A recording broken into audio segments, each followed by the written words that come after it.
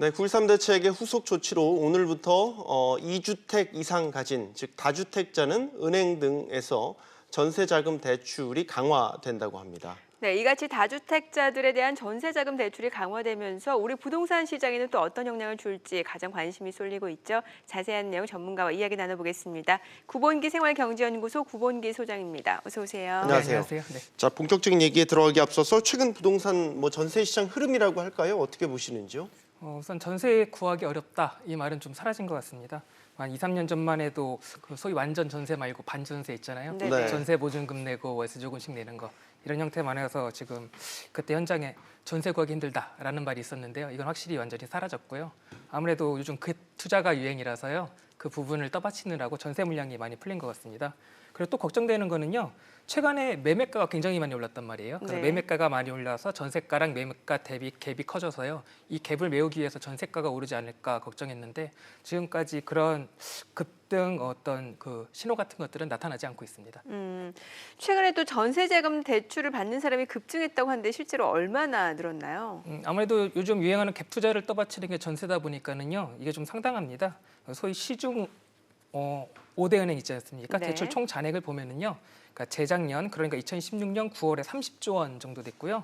그게 1년 뒤인 2017년 9월엔 35% 올라서 약 40조 원 정도 됐습니다. 그게 다시 1년 뒤인 올해 9월 그러니까 저번 달 기준으로 거기서 43% 정도 올라서요.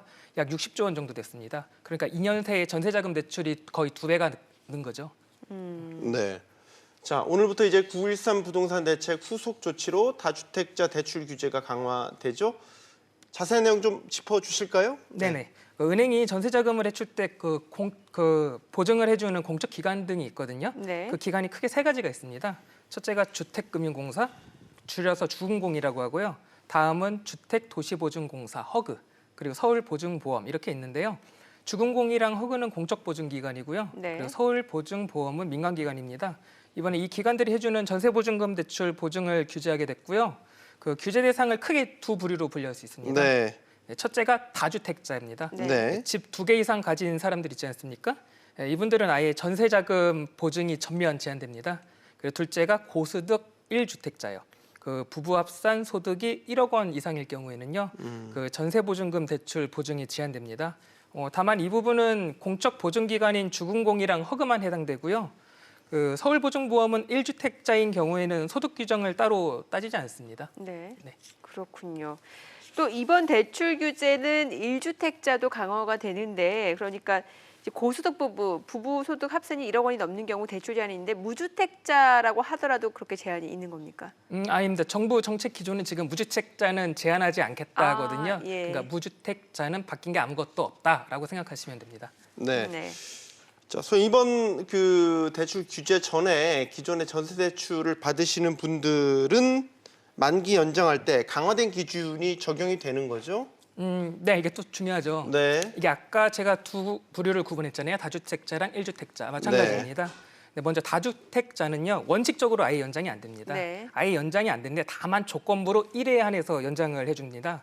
그 연장일로부터 1초가 주택분을 2년 내에 처분을 해야 됩니다. 그러니까 연장을 받으려면은 당신 다주택자 나머지 주택 다 팔고 1주택자가 되라 이런 내용이고요. 고소득 1주택자 그러니까 연소득이 1억 원이 넘는 1주택자는요. 이게 전세자금 대출을 연장할 때 소득 요건을 따지지를 않습니다. 네. 기존에 받으셨던 분이요. 네. 그러니까 그냥 연장이 가능하다고 보시면 되겠습니다. 예. 네. 자, 그리고 이제 전세자금 대출 강화 규제로 인해서 논란이 되고 있는 부분이 바로 청약 당첨인데 이게 청약 당첨만 되더라도 주택 보유자가 되는데 그렇게 되면은 대출도 역시 좀 규제가 되는 겁니까? 이번 규제가 9.13 규제가 청약 부분이랑 대출 부분이 조금 다릅니다. 전세자금 대출 부분이 다른데 이번 주택 수에 산정되는 건요. 등기사항 전부 증명사항에 그 주택이라고 표기된 것만 가능합니다. 네. 그러니까 오피스텔은 주택이 아니고요. 청약도 주택이 아니고요. 그러니까 걱정하지 않으셔도 됩니다. 청약자분들께서는. 예. 자, 사례를 들어서 이번엔 살펴보도록 하겠습니다. 화면도 준비를 했는데요. 자, 다주택자 전세 보증 대출을 이제 악용한 사례들을 저희가 이렇게 지금 보시는 바와 같이 이렇게 짚어보고 있습니다. 갭 투자를 하셨던 분들이 과거에 지금도 그렇지만 일부 나타날 수도 있지만 이 전세자금 대출을 활용해서 갭 투자를 했기 때문에 이런 것들이 이제 집값 거품에 상당한 이제 일조를 했다라는 게 정부 분석이죠. 어떻게 좀 봐야 될까요? 우선 지금 나온 사례는 1주택자로 보유한 주택을 전세를 주고 가족들이랑 다른 전셋집에 살고 있는 거거든요. 네. 그러니까 일반적인 갭 투자 모양새입니다. 핵심적인 질문인데요. 지금 나오는 거는 지금 조처로 갭 투자를 과연 막을 수 있냐 없느냐인데요. 결론부터 말씀드리면은 막을 수 없습니다. 지금 대출 보증 가능하고요. 네. 왜냐하면 1주택자라서 그래요. 아. 아까 1주택자 같은 경우에는 그 소득 수준 따져가지고서 공적 보증을 하든지 아니면 민간 보증을 하든지 한다고 했잖아요. 네네. 네. 그러니까 이거는 막을 수 없다라고 말씀드리면 될 것 같습니다. 네. 그럼 두 번째 사례를 좀 보도록 하죠. 자, 지금 보시게 되면은 이제 전세자금 대출 규제로 전세 이제 허위 계약서를 작성을 해서 이제 은행에서 대출을 받을 서 갭 투자를 할 계획인데 이 경우에 전세자금 대출이 가능합니까? 사실 전세 허위 계약서다. 이 부분도 좀 찜찜하네요. 이건 안 됩니다. 예. 왜 안 되냐면요. 요즘 전세자금 대출 요건이 까다로워서요. 예. 은행에서 실제로 거주를 하는지 확인을 합니다. 예. 그리고 이번 조처 후속 조치로요. 1년에 한 번씩 가서 한번 확인하겠다고 했으니까는요. 이 부분은 발각되면 안 되고요. 그리고 무엇보다 문제는 뭐냐면요. 이건 사기 대출이기 때문에 절대로 해서는 안 됩니다. 네. 알겠습니다. 자, 그리고 이제 앞서서 전세 대출 받을 때 그 보증 기관별로 전세자금 보증 상품이 다 다르다고 하는데 그거를 좀 비교를 해주세요. 네, 아까 공적 보증 기관 같은 경우는 예. 그 주택금융공사, 그러니까 주금공이나 허그가 있다고 말씀드렸잖아요. 그리고 서울보증보험이 민간으로 있고요. 그 우선은 주택금융공사 같은 경우는요, 최대 보증 한도가 2억 원입니다. 그리고 네.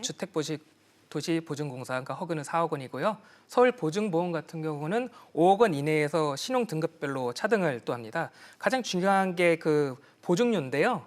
그 주택금융공사 같은 경우는 0.05에서 0.4% 정도 되고요. 네. 그다음에 허그 같은 경우는 0.128%의 정액제입니다. 아파트 기준이고요. 그 서울보증보험 같은 경우가 그 따로 보증료를 받지는 않고요. 이자에 녹여서 냅니다. 그래서 고객님들 같은 그 은행에서 대출 받으시는 그 분들 같은 경우에 나는 따로 보증료 내지 않았는데라고 하시는 분은 서울보증보험 상품을 가입하신 겁니다. 이거는 일반 보증보다 한 0.4% 정도 요율이 높습니다. 자, 지금 뭐 전세 자금 대출에 대한 정부의 규제도 전반적으로 강화가 됐죠. 특히 이제 다주택자들에 대해서 강화가 됐는데 이번 규제로 인해서 부동산 시장에 어떤 영향이 있을 거라고 보십니까? 우선 무주택자랑 1주택 세입자 같은 경우에는요. 네. 걱정할 게 없어 보입니다. 왜냐하면 아까 말씀드렸다시피 무주택자 같은 경우는 바뀌는 게 뭐 거의 아무것도 없고요. 네. 그리고 1주택자 같은 경우에도 그 부부 합산 연소득이 1억 원이 넘어도요. 서울보증보험 통해서 보증받을 수 있으니까는요. 다만 정말 집이 여러 채 있으면서 전세자금 대출 받으시는 분이 있다면 좀 골치가 아프실 텐데요. 네. 근데 실제로 그런 분들이 정말 얼마나 될까가 좀 의구심이 들거든요. 정말 특수한 경우니까는요. 그래서 이번 그 전세 대출 보증 조처로 뭔가 바뀌는 건 딱히 없을 것 같습니다. 그럼 갭 투자는 어때요? 좀 줄어들까요? 아니요, 이거는 막을 수 없을 거라고 봅니다. 아까 그 사례를 들어서 설명할 때 첫 번째 질문이 정말 핵심이었어요. 지금 정부가 관리를 하려는 어떤 층위가 있습니다. 네. 그러니까 정말로 현금이 많아가지고서 현금 부자들이 대출 없이 마구잡이로 이제 집을 사는 걸 막는 게 아니고요. 투기 소유. 그러니까 우리가 흔히 말하는 보통 사람들 있지 않습니까? 그 주택 하나 갖고 있는데 대출 받아가지고서 뭔가 나도 여기 뛰어들어야 되겠다라고 이번에 들어오시는 대다수 네네네. 분들이요. 이분들을 막으려고 한 건데요. 문제는 지금 1주택자 부분을 지금 풀어놓았단 말입니다. 예. 그래서 이 갭 투자를 막기는 어려울 거라고 생각이 듭니다. 알겠습니다. 자, 전세자금 대출 규제에 관한 이모저모 들어봤습니다. 구봉기 소장이었습니다. 감사합니다. 잘 들었습니다. 네, 감사합니다.